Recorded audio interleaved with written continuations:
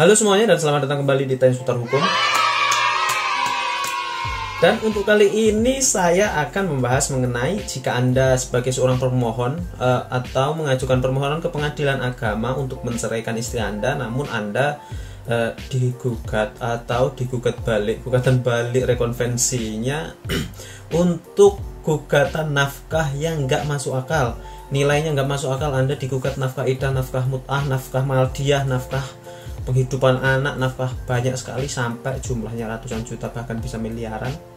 Bagaimana tata caranya untuk menyelesaikan hal tersebut? Bagaimana tata caranya untuk solusinya hal tersebut? Jadi ini saran saya.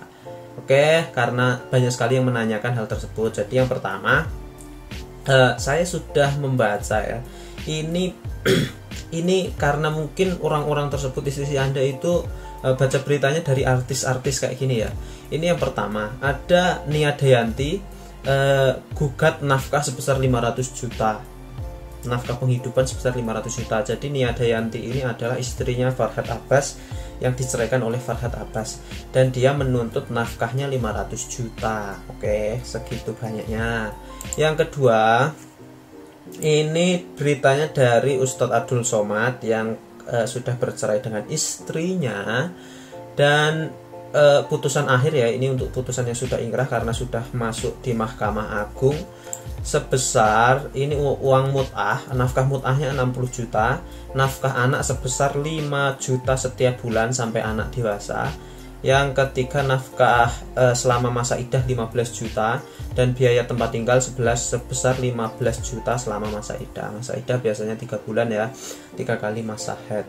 Ini jumlahnya banyak tapi masih masuk akal ya, karena ini sudah sampai ke tingkat banding ya. Setelah itu ada lagi ini artis siapa lagi ya ini, tuntutan nafkah Christy Jusung yang menuntut suaminya 60 juta per bulan ya, dan nafkah mut'ahnya sebesar 500 juta.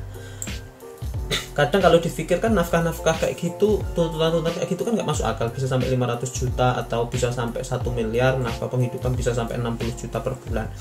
Jadi kalau memang Anda sebagai pihak permohon dan dituntut nafkah yang tidak masuk akal dengan jumlah yang tidak masuk akal di luar kemampuan Anda, jadi kenapa kok di pengadilan itu ada yang disebut dengan replik, itu untuk menjawab tuntutan balik dari istri di jawabannya, atau tuntutan balik rekonvensi di jawabannya. Jadi silahkan Anda jawab pokok-pokok rekonvensinya di replik tersebut. Misalnya Anda dituntut nafkah idah sebesar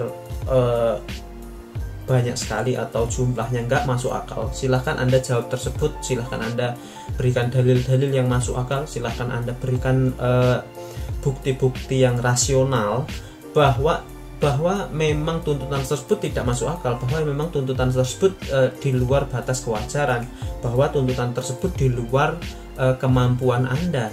Caranya bagaimana? Dengan misalnya melampirkan slip gaji Anda, misalnya sebulan gaji Anda 4 juta namun dituntut 5 juta, itu kan nggak masuk akal.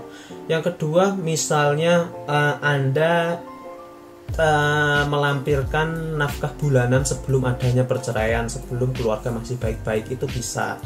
Biasanya setiap bulan itu dinafkahi 2 juta untuk istri dengan anaknya juga 2 juta, namun setelah perceraian malah menuntut 10 juta untuk penghidupan anak. Itu kan tidak masuk akal. Itu bisa sekali untuk dijadikan dalil dan alasan untuk agar rekonvensi tersebut, gugatan istri tersebut tidak dikabulkan oleh majelis hakim. Dan yang ketiga, tetap yakin saja, karena majelis hakim yang terhormat itu pasti akan mempertimbangkan nafkah-nafkah yang masuk akal dan tidak mungkin memutuskan nggak masuk akal. Kalau memang Anda seorang pengusaha yang gajinya sebulan bisa sampai ratusan juta, itu ya nggak apa-apa lah, masih masuk akal.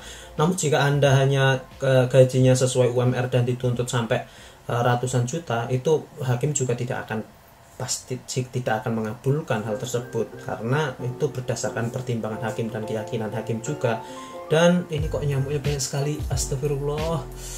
Dan untuk pembuatan replik itu karena dalil-dalilnya lumayan rumit, dan dasar hukumnya, argumen hukumnya, legal opinionnya memang rumit. Kalau memang tidak bisa, silahkan Anda sewa pengacara. Kalau memang keberatan untuk bayar pengacara, nanti bisa silahkan hubungi saya, akan saya bantu untuk pembuatan replik tersebut. Dan seperti biasa itu tadi bagaimana tata cara jika Anda digugat nafkah yang tidak masuk akal jumlahnya. Dan cukup itu saja, seperti biasa saya ucapkan terima kasih. Dadah.